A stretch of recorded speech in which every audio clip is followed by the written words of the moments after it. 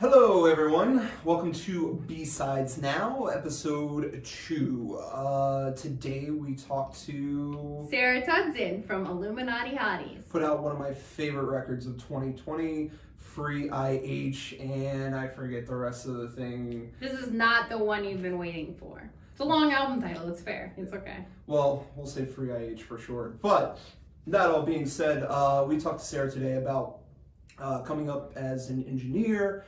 Her obviously working on Illuminati Hotties and of course about Free IH, a record that I think lyrically is indicative of the times, being in a band, a developing band, one that's playing clubs, not just going straight to the stadium, and everything you have to do beyond just writing a great record and touring this great vast country as soon as it opens up again. Big fan of the country, Adam? You want to just start singing the national anthem or some shit? Hey man, they canceled my flight to DC that day. But anyway, so without further ado, here is our conversation with Sara. Hey Sara, thank you so much for joining us. What's good? What isn't good, you know? Sunday morning. My Siri just picked that shit up, dude. My Siri's like, what's up? Hey, Sara. Totally thought I said yeah. hey. yeah.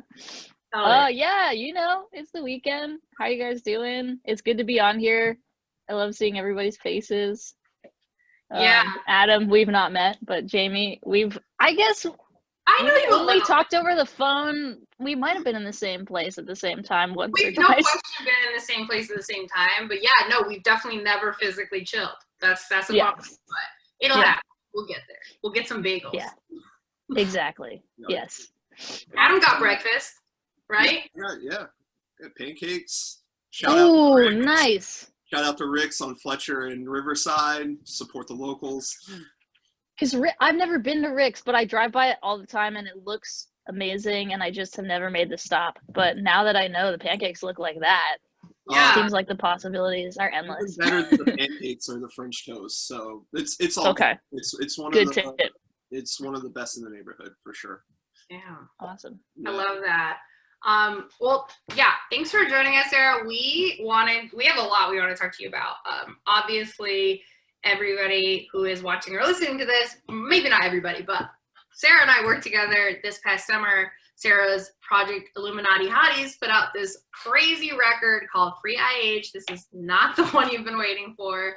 And you know, so we have a little bit of a history together. I definitely know a lot about the record, but what was kind of cool was that as much as I'm a fan of yours, Adam, you know, this is the record that pulled him in, you know? So we thought, you know, talking just about like how much he's loved your record over the years, you know, since it came out, you know, we've like interesting kind of conversations have come up between me and him about you and just about like your career and how you've developed and like, you know, that's what we do. Me and this dude just get nerdy about this shit and talk, and he was loving the record. So we just talked a lot about it. And, you know, we really wanted to have you on one of the first couple episodes of this because we just felt like you, first off, are awesome. You put out great music, but you're also like, you also have this whole other side to you. Like you do, you're an engineer, you're in the studio all the time. You're working with other artists, you're doing your own shit. Like there's a whole other side of Sears with you that we wanted to talk about as well. And then, you know, and then we're going to talk about Free IH because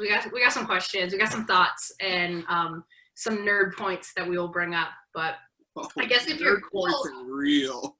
Yeah, that's the thing, dude. This podcast is really about keeping it real. So we are definitely gonna. It's definitely a safe space to keep it real. We're gonna get a little German interview wise. Your record was fine. That's all. Sorry, my dog is going crazy. We welcome dogs, so if your dog would like to join the podcast, it's completely fine. I wore this on purpose for maybe. Oh my god! I was like, I know we know some dog lovers right now, so put my hoodie on. Yes, I should have worn my uncle for Hanukkah got me from Amazon.com a long sleeve shirt that just says "Dog Mom." Aw. And that like no card, no context, and I was like, thanks. It's what's when that? this podcast tanks, we're just gonna start a dog podcast. I'm in. I will also be a guest on the dog podcast. Oh no, but it's just with dogs, like no people, just Yeah, dogs. no, we just Oh, the dogs just talk to each other. Dogs. Yeah, we just get them on there and an hour of just 2 dogs on Zoom just looking at each other. That would do. Honestly, it sounds kind of awesome. Yeah, I'm like, that probably would do better than a music business analysis project. Yes. Oh, man. Anyway, sorry. I know I interrupted you. My dog saw something outside and went for it, but Hey, I feel that. I'm surprised that mine is silent right now. So, yeah, I guess let's start with talking about like the producer side of things, because I feel like that's, you know, people know that about you, but I feel like even just representing you for a little bit, it was always just sort of like a line in the bio. Do you know what I mean? So I don't feel like you've ever really gotten, you know, maybe in some interviews, but I would love for you to talk a little bit more about that side of, you know, your work, and maybe, you know, what that experience has been like for you over, you know, since you started. You know, really, like, you don't hear, I hear of a lot of female engineers, obviously, because I'm looking for them and I want to help them, but you really don't, like on these big records that are coming out. It's like, cool, Taylor Swift had to do for the national. It's always dudes, you know, and it's like, that's cool. Yeah. But I would love to hear from you a little bit on just like what your experience has been like, and, you know, just riff on that for a little while. Totally. Yeah. I mean, I went to college for music and I started studying production and engineering after I realized I didn't want to spend all day alone in a drum practice room. For some reason, that drove me crazy. And I was like, I gotta figure something else out. And I realized that there was this sort of production side of things, which it never like occurred to me as a kid that there were producers and engineers. For some reason, it was like, you're the artist or you're the manager, or like the two thing. I just was unaware. And then I went to school and they had this great studio program. And so I got into that. And then after that, I was like a runner for a very brief amount of time at this big major label studio. It was awful. It was like the worst 3 months of my life. I like didn't sleep. I was like totally in like the fourth dimension of reality, like not understanding time or health or anything. And I basically, right before I quit that, I was like cleaning toilets at like 4 a.m. with this guy who had been working there for 3 years and was doing the same job as me. And he's like, yeah, like I've done a couple like assisting in the room, but you know, I'm just trying to wait for like a spot to open up. And I was like, I can't be cleaning toilets in 3 years. Like I'm trying, you know, like I want to do music. I got to do something. And so I started calling management companies all over Los Angeles that represented producers or engineers that I really liked. And I would like call them, usually get in touch with like a desk, like somebody my age who was working at the desk, a receptionist. And I'd be like, hey man, like, what's your name? And I'd kind of like make friends with the receptionist and just be like, can I email you my resume? Like, I don't know if the managers you work with are ever looking for assistants or engineers for their producers, but like I do this, and like, you know, just let me know if something comes up. And I kind of did that for a while. I worked briefly for a friend who was kind of producing at a higher level than I was at the time. And then I got a call from Chris Cody's manager, and she was just like, do you want to work for Chris? And I was like, yeah. And then I spent 3.5 years as Chris's engineer, which was really fun. And I learned a lot, and I put a lot of credits in my resume. And all the while was just like sort of recording any band that I could convince to let me record them. And it was huge to have, you know, Chris as a mentor and also as studio space. I mean, when he wasn't there, I was in there at nights and the weekends, just kind of like recording whatever I wanted, recording my own stuff, recording friends' stuff, mixing stuff, producing stuff, whatever. And then, yeah, it slowly just sort of pivoted to be more freelance based. And I was getting hired to engineer other projects, and the bands I was producing out here were getting bigger and bigger. And then Hottie stuff kind of went off, and all of a sudden I found myself with like a year of touring booked, and that's when I left Chris's. So now it's pretty much 50-50, like Illuminati Hotties work and producing other bands or doing random freelance engineering things here and there. And especially since the pandemic started, I did a lot of mixing, I did a lot of remote production. I ended up as testing and you know, resources became more available, I started getting in the room with people, and this year was a really interesting sort of like test of freelance fate for sure. What was that like being in a room? Obviously, you know, there's a lot of movement and sweat, but a lot of people have been into the studio that wearing masks and things of that nature. Like, were you a little on edge for stepping into that realm, all things considered, the society we were living in for the last year? Oh, definitely. I mean, for a while, it felt like a full standstill on both my sort of band touring stuff and on production stuff. And, you know, as far as my personal life went, that worked to my favor a little bit, as I think I need a little bit of a reset button right away. And then as I started getting in the rooms with more people, it started with like a friend who was a solo artist, you know, and it could just be me and her in the room, and like that felt pretty comfortable. She lived alone, I lived alone. And then it was like, okay, we got to get a band for this, and like people wore masks and like stayed in the live room, and like it kind of works out. And like with testing and with all that stuff, it feels like a little more comfortable than it did for sure at the beginning. I did one record in New York in November, and that was the scariest one for sure. It had been planned far before pandemic stuff, and then it was just getting closer and closer, and we were like, okay, like it seems like the pandemic's not ending. But I flew out there and just took a test as soon as I landed. Everybody who came in and out of the studio was like keeping each other updated. And then right when I left was sort of when things started to get weird again. There was a little bit of a lull right before the fall, I mean, I guess. So it was definitely like on the edge of what was comfortable, but it was really fun, and it was basically just like joining a different pod. I felt like I was the wild card because I had been on a plane, and the band pretty much was hanging out together all the time anyway. Yeah. What were some of the toughest things you had to kind of overcome personally, as you grew and as you like learned within the studio? Like, were there any sort of like self-doubts that you had that you became more comfortable with as you kind of, you know, accelerated feels like the wrong word, but, you know, growth kind of built on what you had known from school, but, you know, there's something to be said about the real life experience of being behind the board and having a band in front of you and things of that nature. Definitely. I mean, I think that like all people in creative fields, like every single new project I do, I'm like, I'm not good enough to make this record. Like there's just like every single time I'm like all pumped that somebody hired me, and then I like think about it and I'm like, what? I don't know if they want, like, I don't think I can, you know, do what they really want me to do. Like, and I kind of definitely have huge imposter syndrome constantly before a project starts, and then often right as it's about to close up. It's kind of like, you know, it's hard to sort of like keep your head straight, and like, especially as a producer, you know, I think artists are allowed to go through those psychological paces of like, I don't know if I can do this. I don't know if I even remember how to play the guitar, like blah, blah, blah.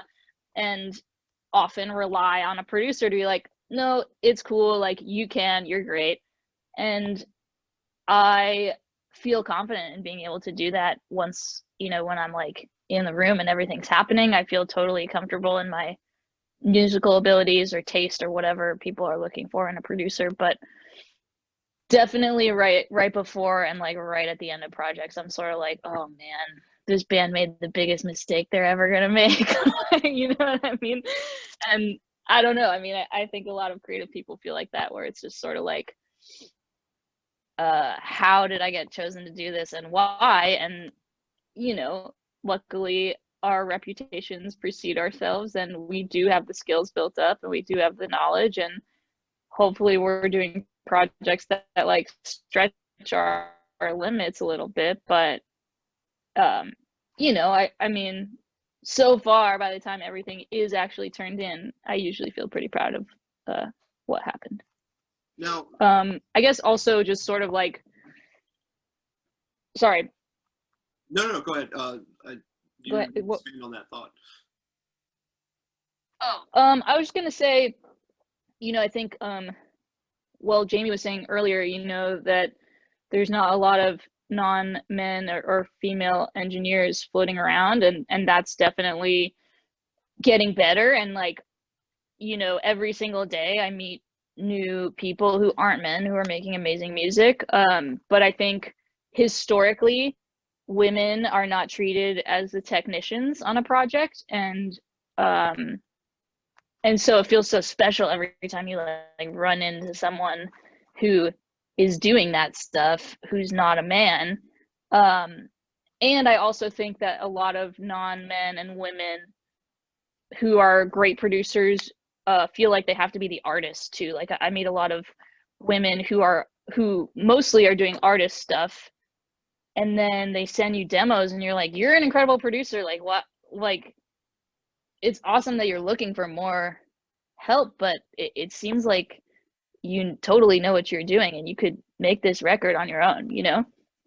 And I think that sometimes those artists are afraid to like step out of their box and like offer their skills as a producer also. That was kind of flowing into, I feel like this question is cheap, but I also feel cheap if I don't ask it. But you know, obviously less female engineers. I mean, off the top of my head, the only one I can really think of, and I feel like I'm about to butcher her name, is Heba or Heba. She does a lot of mastering work. Oh yeah. Yeah, Heba's amazing. Yeah, incredible work. She's mastered a bunch of artists that I've worked with.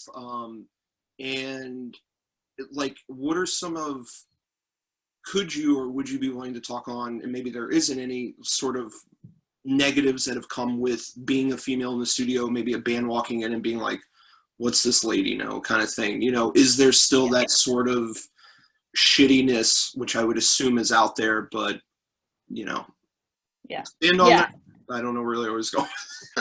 Well, it's getting way better. I mean, I do think like, especially working with younger bands, it tends to not be a second thought, which is awesome. I think that, so basically the straw that broke the camel's back when I was working at the big, large format major label recording studio was I was sitting in the break room with like my direct supervisor and a couple other assistants. And I was just sitting around kind of being like, asking them like what the next steps were, what the process was. And the supervisor, who was like kind of like an engineer who got pushed into like a desk role at the studio, so he was like kind of salty anyway, was just like, you're not gonna really get in the rooms here. And I was like, how come? Like, you never seen me engineer anything. And he was like, well, you're a girl, and like that's just kind of not really the vibe of the studio. And I was like, okay, but like, what if I'm I was like, well, it shouldn't really matter. And he's like, yeah, but you know, it kind of does. And so I mean, I would be surprised if you got pushed up over like any of the other guys here, you know? And I was just like, all right. And I just didn't come into work the next day because I was like, I don't want to work for this guy. Like, I can find something else. And obviously all signs were pointing to that it was kind of a dead end anyway. But yeah, so that was really weird. And then I will say working for Chris was awesome. And he often was working with bands fronted by people who weren't men. And I think he just did a great job of fostering an environment that was like, your gender doesn't matter, and like it's music that matters, and it's just never a topic of discussion. Every once in a while an artist would come through and be kind of weirded out or feel like they like couldn't be like with the guys, you know, like couldn't like talk shit about girls, or like I don't, you know, like be like shitty bro-y beer hangs or whatever because I was there. And those artists often were not people that Chris wanted to hang out with, or me. So there was definitely, you know, there's definitely some of that. vibe floating around. But again, I've been really lucky for a lot of my career to work with people who do want to lift women up, and who often I'm not the only woman on the project. And sometimes there's usually majority non-men on the projects in a lot of scenarios lately. And I think just something about the way the world is functioning right now is making it a little friendlier, or just like kind of a tired narrative of like shitty rock dude in a leather jacket like objectifying the woman walking around, you know. Those dudes are gonna, like, they still are definitely out there, but I feel like there are more people in place now who are looking out for non-men and looking out for these other people, and these dudes who are still out there doing their shitty whiskey a go vibes, you know, there are more people standing in their way to check them, you know. What, Adam? What, I can't talk shit about the whiskey a go on this podcast? The whiskey a go, I can talk tons of shit about that place. That place sucks. Yeah, pay to play. I just think like shitty whiskey a go six band opener. Oh. Yeah. I mean, honestly, I have to bring it up. That was rough. It's just a rough. Unfortunately, it's not just whiskey a go, dude. Like, you know, when I was first starting, I was pretty disheartened to see a lot of that misogyny coming from pop and from hip hop and from, you know, genres that I thought had really lifted women in a lot of ways. You know, like at that major label studio, there was a big artist in one of the room, and I walked out to the like kind of like hang couch area, and there's this like really cute girl sitting on a couch reading, and I was like, can I get you anything? And she's just like, no, I'm okay. And I was like, are you waiting for like to get in a room? Like, do you need me to like call one of the studios so they can let you in? And she's just like, oh no, like I'm just waiting out here for my boyfriend to be done. And she was just like sitting on the couch at 1 a.m. waiting around, and I was like, that's like, why can't she hang, you know? Right. Yeah. Weird. And that was a total pop session. I mean, that wasn't like you know, whiskey a go guy. No, true. I used to work at major labels too, and like I know the exact environment you're talking about. Like like the roster that, you know, at the time that I worked there, it was all like pop and like, you know, urban, and then like a little bit of the like radio friendly rock stuff, you know. And it ran rampant in buildings like that. And it probably, I haven't, you know, I just like you, I got out as soon as I could, and I haven't gone back. And you know, it could still be like that. It's probably still in a way, because that culture is something completely different. It's crazy. And it's like, I don't know if there are many people in those. Yeah, and there's also older men. Yeah, 100%. Yeah, it's still run a lot by older men. And like a lot of producers are like 50-year-old white dudes. So it's not really in their benefit to like give women agency in their studio, you know? Yeah. Crazy. And they're surrounded by people just like them, so they all kind of like support one another in their shittiness, and it's just like, oh, okay, this is cool, I guess you guys are happy here. But it is kind of frustrating. It's definitely, I know that feeling, being around those kinds of people.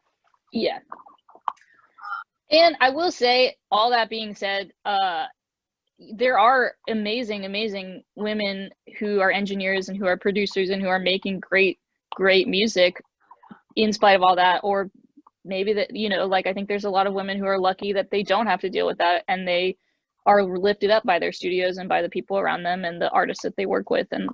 And it shouldn't be like a roadblock at all, though. Like there shouldn't be any question of like a 50-50 chance of, could you be in an environment where you not being a man makes the vibe different, you know? Right. Yeah. Like that's not the vibe we have here. That guy told you. Is like, then your vibe sucks. Like, yeah, exactly. Yeah. Crazy.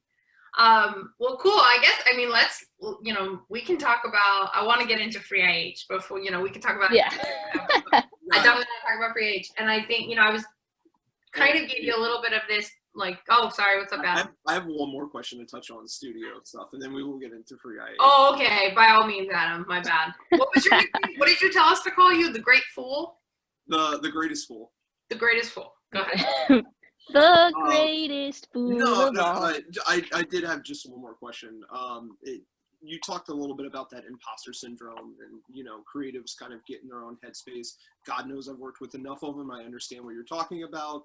For you, is it more stressful working on other people's music or being in the studio and working on your own? And behind and in front of the console here. So I'm curious, before we get into the record, sorry Jamie to interrupt. No, you know But what? You put that down on our notes. That was a very good point. I'm glad you brought it up. Yeah. Passed it. I think that it's pretty 50-50, honestly. I think it's just different reasons.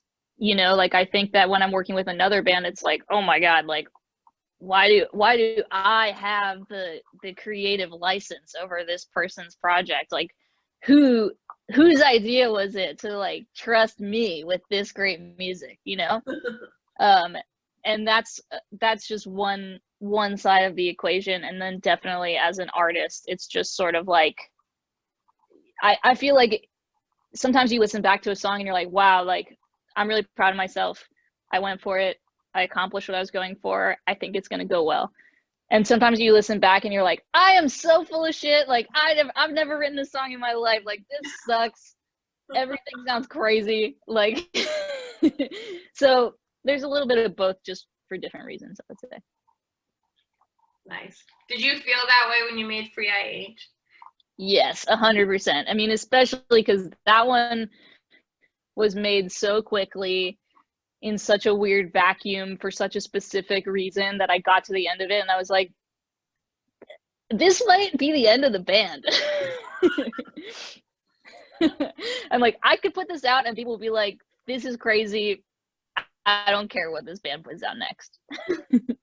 Yeah, I love that. And you were in the middle of working on other stuff when this kind of hit you. So yeah, I can understand that, you know, it kind of just had to come out of you. And at the end of it, just looking back, being like, what the fuck? Like, what did I think? Yeah, exactly. It was very much that feeling of like, I remember sending it to my managers and just being like, does this sound like an album? And then when they, like, was their reaction pretty immediately like, whoa, like, Sarah, wow, this is incredible? Or like, how did you feel like before and after sending it? You know, once you got that, did you ever get to a point where you were like, yeah, actually, this is pretty dope? Yeah, I think for that one, it was just moving so quickly that it really took me until I had all the masters back in sequence, and being able to listen to everything like without touching it, you know, like I try and like listen to stuff with my screen off a lot, because otherwise I'll just like move all the faders around on Pro Tools and like make changes that don't matter. And so the first time for Free IH where I was like, okay, I think this could be really cool, was hearing everything back in sequence without being able to change anything. Yeah, exactly. Yeah, with your hands like handcuffed behind a chair. Exactly. Yeah, exactly. And, you know, definitely like sending it to people who had no idea what the project was going to be or what was going on, like, and hearing sort of like friends' responses or people that I personally am inspired by who were able to take a listen and they were like, you have to put it out, you know? And so I was like really affirmed by a lot of external validation, I think, in that it was actually a complete sounding album and it wasn't just like a crazy, like me going on a guitar bender. Fair enough. Yeah, it's funny, like, this was like, Adam loves this record and I want him to speak to it because it's just funny because, you know, German part please of don't cross that often. What happened? Now for the German part of the interview. We said we're gonna get real. Let's get real. No, yeah. So it's spicy, Flighter. Let's go. No, not spicy. Oh, not spicy. Oh, okay. So Content Bedtime was my top played song on Spotify, so I hope you enjoy that Awesome. $0.57 that you'll get from that. Thank you. I wasn't a fan of the first record. That's fair. It wasn't for me. Was my thing. And Jamie was like, so like I've got like it's like this secret Illuminati Hotties record. And I was like, okay, like let me, and she played something. I forget what song you even played for me. I was like, this is really good. Like this is awesome. And she's like, yeah, it's not like anything else. And then heard the single. I think "Let's Smash to a Podcast" might be the best opening line of any record in 2020.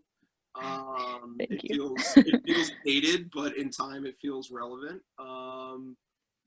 And it just, everything about it was just something. It felt like a lot of the stuff. It felt like you were expanding on a lot of ideas on this one, and almost that freeness of being like, this is not the record that you were expecting or whatever. And I say that as Daughter's former agent of, you won't get what you want. It's interesting when a band sort of like, or any artist sort of evolves their sound. And I think the big thing I looked at it like the first Cloud Nothings record didn't do anything for me, but then they did something really dark and heavy while maintaining some of the pop sensibilities that they had on the first record with Attack on Memory.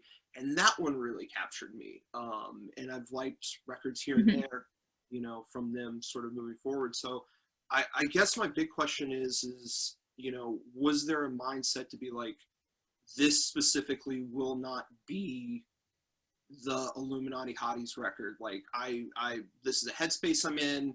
I'm almost going to be reckless and just make this crazy fucking record. But there's still some sensibilities from your past work that are present within the record itself. Does that sound German enough for you? Yeah. Okay, awesome. Yes, that was perfectly German. No, I that's exactly what it was kind of giving myself the space to like not have it be. Yeah, I kind of like was able to do the sophomore slump of an album without really like putting all my money on the sophomore slump, and that was really exciting. And I got to try out a lot of stuff that was just like inspired by music that I love that maybe definitely didn't fit into the first record, maybe didn't even fit into what I was already working on, but was something I would love to try. Like more sampley, drum loopy stuff, more like effects. Like every single song on that album has guitar tracks where it's just my amp totally cranked, no pedals, like Black Flag style, like pure amp distortion as the tone, which I've always wanted to do and never really found like the right place to make that work in other Hottie stuff. Going like lyrically, kind of like really stretching, melodically, kind of like losing melody in places, and doing more like just like rhythmic stuff was really exciting and really fun, and a place that I might not have gotten if I was just making what would be a huge rollout full US campaign, whatever, like IH2 record.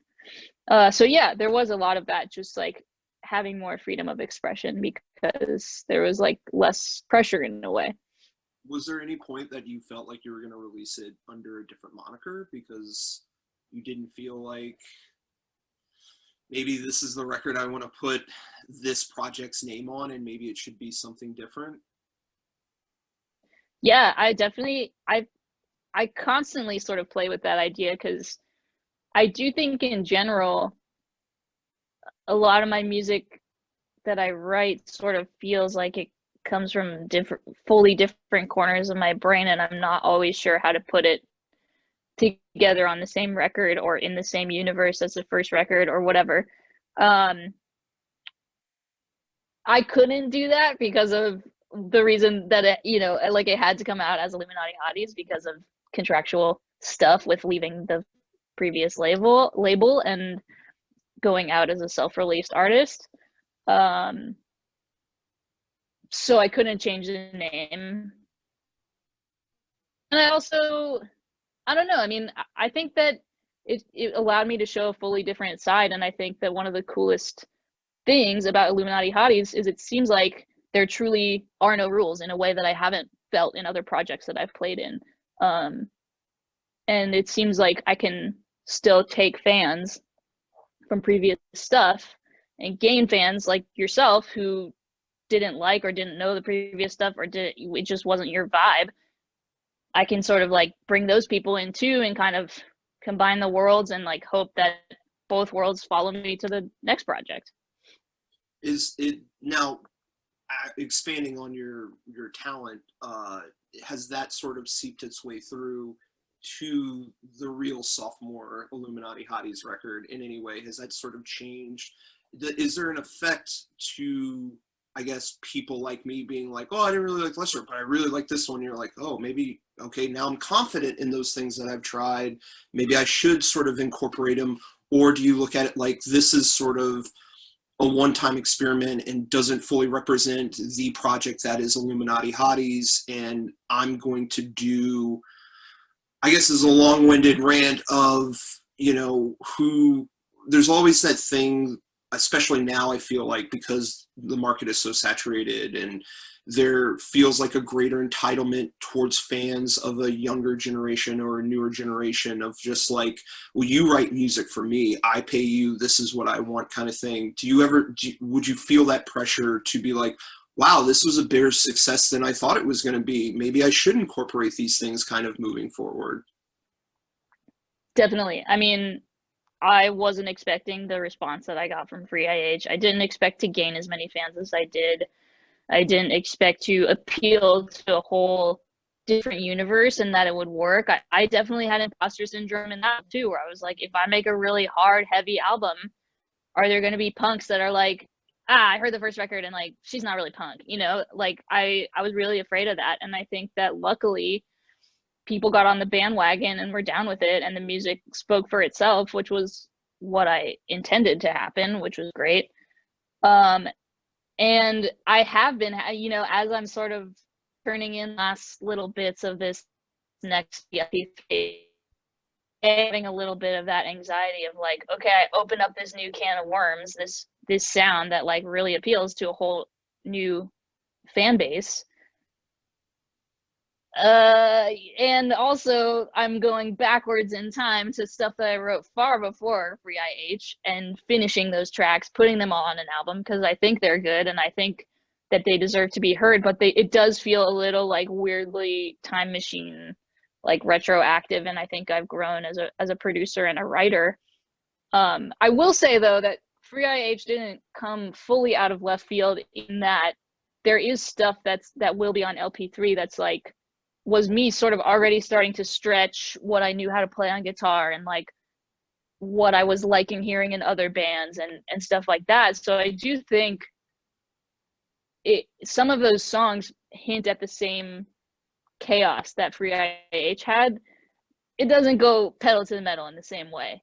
And it has a lot more pop sensibility and elements that Kiss Your Frenemies maybe started to peel away at. So yeah, I definitely have a little bit of anxiousness of like not sure that I brought enough of Free IH into the new album because it kind of happened after the timeline is all warped. Right. That being said, I think that there's a lot of pieces in that older music that was pointed towards what ended up being Free IH, and so maybe it might bridge the gap a little bit in a cool way. Cool. Yeah, I mean, I think it will. I don't know. I'm excited to hear what you do next, dude. I feel like, if anything, it just shows that you can try anything you want, and it's gonna all fit into the universe you've built for yourself. So it's pretty cool to see, and I feel like there's definitely not a lot of comparable artists or bands out there that are taking those kinds of risks now of all times too. It's like people are, falling back on what works instead of just stepping out of their comfort zones like you did. And I think, the imposter syndrome thing is so relatable, but the funny thing about it is like, it's literally, I think as I grow up, I realized like it's literally never going to go away. Like it's just always a part. the older I get, I think like, oh yeah, well when I'm older, I'm not gonna feel like I don't know what I'm doing. Are you kidding me? Like the way you talked about that, like that's how I felt when your managers called me to work on Free IH. I was like, me? Me? You want me? It was crazy. So I definitely understand that. And yeah, I think however you infuse that into the next record is gonna be dope. But I think it's cool. I mean, it seemed kind of crazy to think like an artist would factor in the fan reaction to what they write, but I think you kind of almost do it subconsciously, you know, where you're just like, Yeah. you know, as you're making stuff going forward, you're going to remember all the things you tried on that record, like Adam was saying, and, you know, maybe they'll come out in interesting ways later. You don't even know. So it's cool. Well, I think Sarah also touched I want to be, sorry, go ahead, Adam. I was going to say, I think you also touched on the fact of like, I didn't think this was going to work, and then it did, and it got a good response, and not necessarily putting the that pressure from the fan base, but I feel from what I was hearing was I tried something that I thought wouldn't have worked, and it just was what it was, and it did work, which builds confidence that I can bring that sort of element into future things that I'm writing, and not necessarily for the German like me to be like, wow, I really hope Adam likes this next one. I gotta make sure it's aggressive, because everybody's taste in music is quite different. Yeah, I think that you know, just sort of I want to be like an ascended artist that doesn't care at all what people think and just like makes out of like pure self-imposed like inspiration. But definitely as I toured more and more, like that fan reaction is huge when you're seeing it in real time and you're like sort of forcing yourself to reckon with like, if I play this song, like is everybody gonna dance? Are they gonna have a great time, or are they just gonna like stand there like this and wait for the headlining band to come on or something? Like I think that all artists have the fan in the back of their mind, and it's in some cases a good idea to factor in like what you think is going to work, but in a lot of cases, you know, I try and drop that as much as possible because we don't know what's going to work. You know what I mean? Right. Like there's just no way to know, and there's no way to, I think we can try and predict like what is an undeniable hit, and more often than not though, there's always going to be somebody who comes out of left field who's just totally changing the game. And then that's the person that everybody tries to emulate, you know, for the next 5 years. Yeah. And then it gets tired, and then something else happens. So I don't know. I mean, I definitely wish I could let go of the fan in the back of my mind a little more, but I do want to make music that's commercially acceptable. And like, if I didn't, then Free IH could have been 60 minutes of noise, and I would have loved to make that. But there's a part of my brain that just is like, has pop sensibility, and it's hard to fully let go of that. You know who would love that noise record? Is he next to me? I don't know where he is. No, you gotta point up. This guy. Yeah. This guy. Yeah, I mean, you know, there's a track on Free IH called Free For All that's just, it's like a minute of noise and no input mixing sounds. And like when I first started Free IH, the sketch of it was like way more of that. And way less guitar and way more sort of like ambient noise rock kind of thing. And it was a failed experiment. I did about like 20 minutes of like I made about 20 minutes of tracks that I thought could fit in that world, and I was like, you know, like that's just not going to accomplish what I want to do with Free IH, and I do want there to be a reason for people to go listen to it. And like that noise record, it was really fun, but like that's not an everyday listen for sure. And I still am just trying to cut it and pay my rent, you know. I would just like the audience listening or watching this to know that there is a lost Illuminati Hotties noise record. Holy crap! Yeah. There's another in the world. The one you didn't know that you didn't know that you. Yeah. Dude, you gotta keep that in your pocket someday. You gotta bust that out someday. This is gonna be the Yeah, I mean, it's cool. We'll cut it out of the podcast if you want, so that way it's a secret. We got you. No, I think she should find, and like when she can tour again, you know, in like the next 5 years, that she can make like a noise tape, like out of 20, and you have to play it. And, you know, you got to go the full 9 yards. True. Yeah. Yeah, I mean, that is all shit that I love, and I love artists that work in that realm, and it's something that I thought that I was gonna maybe do this time around, and then I was just like, you know, it's hard to not write a song when you're making music, you know. It's really hard to sort of release the like technical skills of like song making when you're working on a record, for me. Yeah. Hey man, you write a good song, you can't help it. It's all good. Thanks. Thank you. Yeah. Yeah, I mean, and we were talking a lot about this record. I think there was like a little bit, like it was fun. Adam, you were talking about it on the phone the other day about how like, we know the context of the record. Obviously everybody knows, like you've done plenty of interviews. You're welcome. But I'm just kidding. I'm just fucking around. I'm just fucking around. I'm having fun. No, like we know the context is very personal and it comes from your experience and what you went through and all this stuff. But you know, Adam and I were talking about it, and it's almost like it could also just apply to like being an artist, either not even in the pandemic, but even beforehand. And I think Adam, you can speak a little bit more to this thought, because it was your comment that I'm referencing. But my crazy tangent. Yeah, but it was cool to think about, because it's like you know, you can explain it better, but it was not a tangent. It was smart. That's all. Yeah. There's, I think, this actually goes back to a conversation I was having with Jamie's husband like a weekend or so ago. What it means to be a band in this era, you know, like all the things you have to do. You have to have an Instagram and a Twitter, and you have to interact with fans. And, you know, I think Content Bedtime was my favorite track because it was kind of like an indie holler back girl where I can spell Illuminati bodies and bananas now. That's so sick.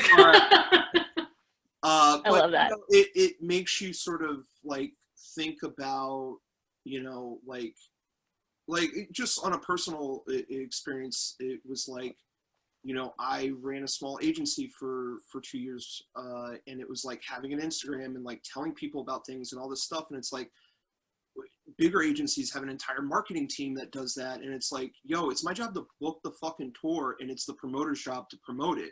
But now it's also my job to promote my artists, and it's also, you know, the artist's job to promote themselves, and it's also everyone's job. And it's so much beyond just make a fucking good record, or not necessarily make a good record, because music is subjective, but make a record that connects with people in some way, whether musically or lyrically.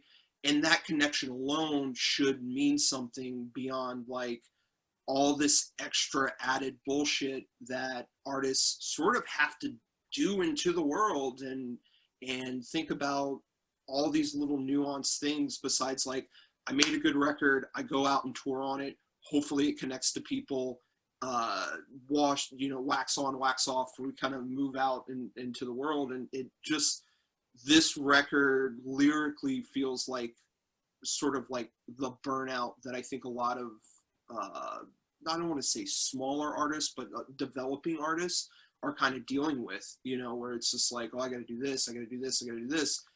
And it feels like all this shit takes the focus off the meat and potatoes, which is the record, the album, the live experience of it all. You know, it's all these narratives that have to be built to sort of back the music and the art itself. You know, like I don't walk into a museum and, you know, am bombarded with the marketing. I walk into the museum to see the art as it is and as it stands, and to take that in. I watch a film to take in the art of it. I mean, we're obviously bombarded with that with late night, you know, its own promotional gig, but there's just something about the way that I personally feel we have somewhat bastardized the process as to which being a band and being a modest mid-sized band kind of coming up and getting to a point where success is a lot of different things to a lot of different people, and this record very much seemed to be that sort of scathing take on that. So maybe I'm wrong, maybe I just ranted about nothing, but just kind of curious your thoughts.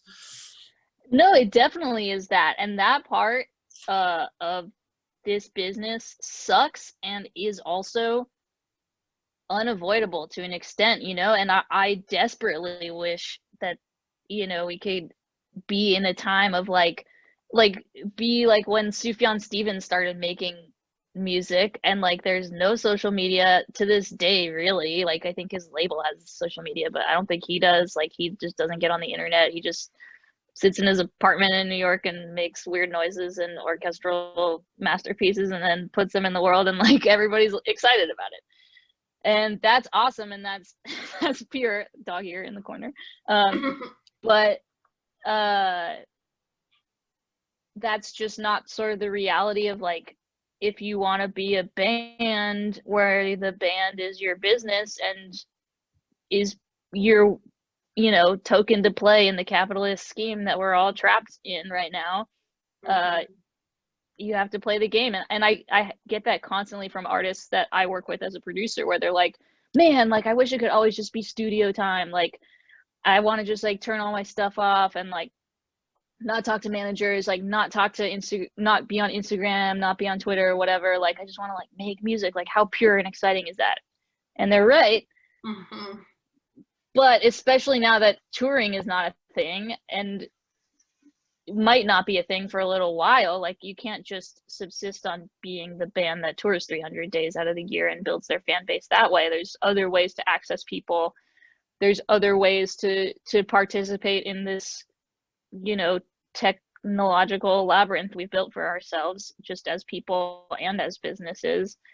And I don't think it's shameful to think of your band as a business and to say like just as if you were like a bakery or a restaurant or a t-shirt shop or whatever, like there's a part of you that's like, okay, like how are we going to let people know that like there's a bakery on this street, you know, like is it the signage, do we have the Instagram, like if you want to be a band that is making money as a band, that's able to pay rent, that's able to do stuff in order to go into your hole and do your artistry without having everybody on the phone, you have to come back out and sort of let people know what you're up to in some way. And like there's artists that just have the fan base built in somehow from years and years of making music that doesn't need that stuff. But I think for the most part, you know, you have to work at the business side of stuff too in order to make the wheels spin. And that was important to me. As much as I love making art and turning off my phone and playing guitar all day long, it's important that I keep doing that. And it was really a value that I wanted to uphold, that I wanted all my jobs to be in music. You know what I mean? Like I didn't want to be paying my rent at a coffee shop job, no shade, and then playing music because it was fun. I wanted to be able to play music because it was fun and then keep playing music because people wanted to pay me to do it, you know? Well, I guess it presents a question to both of you, especially you, Jamie, is when promoting record and artists, whatever, tour, when are we hitting within this confines of an overly saturated market, obviously? When does that become a thin line of marketing and getting your, for lack of a better word, product out there? And when does it feel like desperation? I mean, shit. I think for me, when it's funny, I'm actually working with a band right now who only has Instagram, and it's been really interesting. So I'm just like, they have no interest in trying anything else, and the Instagram works for them. And I think that's the key here is, you know, if it's authentic, then it has to feel authentic in every way, from how you use it, which ones you gravitate more towards, and what you post. Like all that stuff has to be real to you, or else it is going to feel like, you're just grinding and you're just doing shit to do it. And when you're just doing it to do it, yeah, that authenticity is missing. And I think that's the thing that people are able to click onto, you know, and that's what they gravitate towards. So if you're just kind of, you know, grinding it out, that the results are going to speak for themselves, you know, like, but if you can find a way, I always tell people, like, try to make it fun, like, try to come up with a way to make this fun for you. Like, yeah, maybe doom scrolling is not fun, but nobody said you have to stay on the app, you know, nobody said you gotta, you know, there's ways to make it work for you. That's the key part of it. And I think every artist and every band, they've all got to figure that out for themselves. It means something different for everybody, but I don't know, there's probably no easy answer to that, but yeah, I mean, I think authenticity is key, and if it makes you feel like you want to die to put pictures of yourself on the internet, then it's not worth. Like, I feel like I mean, everybody's talking about TikTok right now, and I think all the artists are just like torn apart by how do I make a TikTok video. Yeah. And if it's like horrifically cringy and embarrassing for you to make a TikTok video, no one's gonna want to watch it, including yourself. And like, exactly. If it's funny for you and you can do it in a way that feels like it's a part of your personality and feels like it's fun, or you're being creative or whatever, then it'll work and you'll get recognition for it on the app. And it's the same thing with any other app, you know, like if you just have a Twitter to say like, hey, the album's out, and that's the only thing you do, like, that's cool. Some people use Twitter to put all of their dumb brain thoughts in one sentence on the internet, like me. So exactly. So like, it, you know, I think that it is about having fun and playing the game in a way that's not going to like suck the soul out of your body, you know. And if you are a pure artist that really cannot handle it and just wants to make great music, it's either going to not reach the audience that you wanted to, or if it's important for it to reach the audience, then you have to think about who in your business is going to be the person who does it if you don't want to, you know. Yeah, it's hard. I mean, I don't know, I wish I could say that it's just like about making a great record and playing the great show and that's it. And that is it for a lot of bands, and I think that it works for, if depending on what you want to accomplish. But if you want it to be your business, then it does have to involve a few other aspects. That being said, it's not my favorite part, and to come back around full circle, content at a time is definitely a scathing critique of that. And when you're on tour and the sort of grind is like, wake up, get in the van, post about where you're playing that night, play the show, go to sleep, wake up, post about, like, that is like, it feels terrible unless you're having sort of like the most fun tour ever and you have pictures of every national monument you went to, or like your band is like giving you just like insane hilarious content to put online all the time, which happens sometimes. But sometimes it's just like, I'm playing in Arkansas, you know, and like that's the that's way it. That's all I have for you. Yeah, which is the toughest there. That says everything. Like, you should be grateful I never come to Arkansas. Yeah, exactly. And then 3 days later, you get why don't you play Arkansas? Exactly. On the comment of the photo is like, when you're like, I'm playing Houston tomorrow night, and then like 3 days later they're like, come to Houston, and you're like, Sure. Next time. That's good. Yeah. My favorite. Yeah. So it's a grind. My favorite is still posting an ad and then someone being like, why don't you play Cleveland? It's like, it's very clearly on the date. I don't know, like, can you not read? Like, I don't understand this. Yeah. Yikes. People are moving fast on the internet, that's for sure. Yeah. Yeah, no, for sure. That's hilarious. What was, just like a random thought, like, when it comes to like, not the making, let's take away the making of the record and the playing live part, when it comes to the side of it that is sort of like a little bit of an annoying part for a lot of people, for Free IH, did you at least have a little bit of fun with it? In a way, yeah. I mean, unfortunately, Free IH coincided with a really hard time in my life. I was making the record. I made it, like, I finished it, like, I got final mixes back right in the middle of March, like, as everything closed pretty much. And then the plan was to put it out in July, so we, you know, slowly started pulling together all these pieces. It got leaked. That was fun to see. on the internet, and That then video, you know though. the That video had to the have been vi- a blast. yeah, the video was a lot of fun. It was, it was filmed after quarantine had already started, so it was pretty skeleton crew, like just me and the camera person slash editor guy, and like a couple friends that just came to help do set dressing and stuff. And it was so fun, and we did it in this big warehouse where there was a lot of space, and then my parents' front yard. Oh, So nice. yeah, like doing all that stuff was really fun putting it together.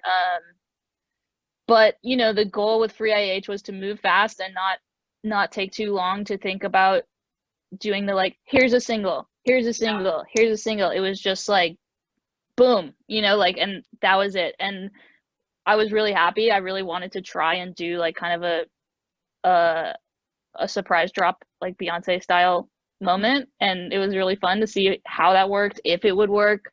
Jamie was super instrumental, and just like kind of like, I remember when we explained it to you, you were just like, yeah, I get it. And it was like like thank God, like somebody understands like kind of what the whole vibe is, and it just clicked instantly. And we had so much stuff preemptively sort of like slated to go up on blogs and stuff, which was great. So unfortunately, my mom passed away the night before Free IH came out. And it was I texted David and Tristan, and I was like, I'm turning everything off. Like, you guys take care of it. And so I didn't really get to see the whatever you want to call it, like the feedback of the response to that record. And then I logged on a few weeks later after the dust had settled a little bit, just to kind of check it out and say hi and whatever.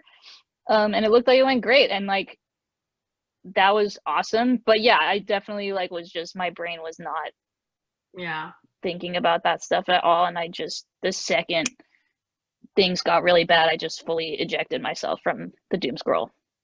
You got to, you have to. And I think it's a good reminder for other artists to hear that from you, like that even, like someone like you, where you're at in your career, like for a younger artist to hear that, like, yo, sometimes you do just got to step away from this shit. Like, cause this at the end of the day is not it, like, especially the part that happens here is definitely not it, and that can always be left behind. It must have been just like that's a crazy time. And then, I mean, the rest of the year, normally you put out a record and you get to hit the road with it. And then on top of all that, you're still just home. And that's just crazy. Yeah. Crazy. Well, I mean, the good news is that yeah, I can't wait to play some of this stuff on stage. I think the good news was that when we made the record, because of the nature of how we wanted it to go and how we wanted to package it and sell it, and like how we wanted to sort of be like, this is it, like next, when we were sort of like tying up the strings at the end of February and beginning of March, the plan was always to do a really short, super speed tour, like garages, basements, DIY spaces, only packed as much as we could get them, and then kind of like never play Free IH again. So the good news is that the pandemic was still happening far into the summer, and so I didn't really feel like I missed out on like the big US, full US headline that I would want to do behind, what will be LP3. Nice. Yeah. So yeah, but yeah, it at the end of the day, you're right though, Jamie, in that it's not about what's on your phone, and the trick now is to find out how, as artists, do we get the validation we want or need, or the sort of like human response, which you get from a live show, but you don't really get from a live stream or a Instagram post or whatever. Like that feels not even a fraction as impactful as like seeing people react in real time. Mm-hmm. Yeah. Well, shit. Hopefully it comes back sooner than later, though. Shit. All we can hope for. I hope so too. I think it's crazy though that you ready to put that vaccine in my blood. Straight up, dude, inject that shit literally. Yeah, I can't believe that you were gonna do a thing where, like, if there was no pandemic, that you would have had that like one chance to see Free IH live, and that would have been it. That's still so cool. That's like a missed like cool moment for sure. But you know, in our benefit, you'll get to play these songs live whenever, so it's cool. But yeah, that would have been pretty badass for the theme of everything. Yeah, it definitely felt like a good way to do it, and a way that seemed fun and like kind of like in a way like a step that Illuminati Hotties skipped, because we did a lot of small headlines here and there as we were touring, but a lot of our majority of touring through 2019 was supporting way bigger artists in venues that we wouldn't have had the capacity to play at that point, probably. Yeah. So I kind of did want to go backwards a step and like do the smaller rooms, you know, talk to the people who are running the spaces for their town, and make that feel like a part of the Free IH story. But yeah, I mean, when touring comes back, I'm sure we'll play it in some capacity, or, you know, pick the hits off the record and weave it into the new set, and I'm really excited about that. Sweet. Adam, do you have any other thoughts or questions for our friend Sara? No, one of my favorite records of 2020. What can I say? Thank you. It's awesome getting to hear a little bit more. I mean, like, even just for me, like working with you, but then getting to hear about it a little bit more with you now is awesome. You're just like so creative, and you're just like an adventurous kind of artist, and I'm excited to see what you do next. That was sick, right? Yeah, that was a good conversation. Haven't had brunch like that in a minute, so that was very nice. Yeah, I appreciated how vulnerable Sara got when she was talking about being an engineer and a producer, and you know, even when a band comes to her because they want to work with her, she still feels a little bit, you know, of that imposter syndrome. And I think I know I can relate to that. I think everybody can. So I thought that was pretty cool. What did you get out of that chat? The response to the question about her, you know, again, Content Bedtime, top song, but I think that's the most relatable to any band, especially in 2020 of all years, having to like kind of keep up with the rat race. Seems like the wrong word, but you know, it's a very saturated market out there. There's tons of bands trying to develop, there's tons of bands trying to get in front of other bands, and you know, she's not stoked, it seems, about it, like any band is, but she recognizes that she's got to kind of play the game to the extent of being out there. But you know, we touched on the authenticity. Yeah, of you gotta make everything. it fun, and I love what she had to say about that. That was cool. Yeah, and if you're gonna make the content, I think that's the key point to take away from this is not feel like you're obligated to have a TikTok or you're obligated to have any sort of social media platform, but you're obligated to at least be yourself. And you know, at the end of the day, authenticity is the best thing we can do as artists and creatives. So thanks for joining us for this episode. We will see you next week. Don't forget to like and subscribe or whatever the buttons are below me. And we'll see you when we see you. Laters.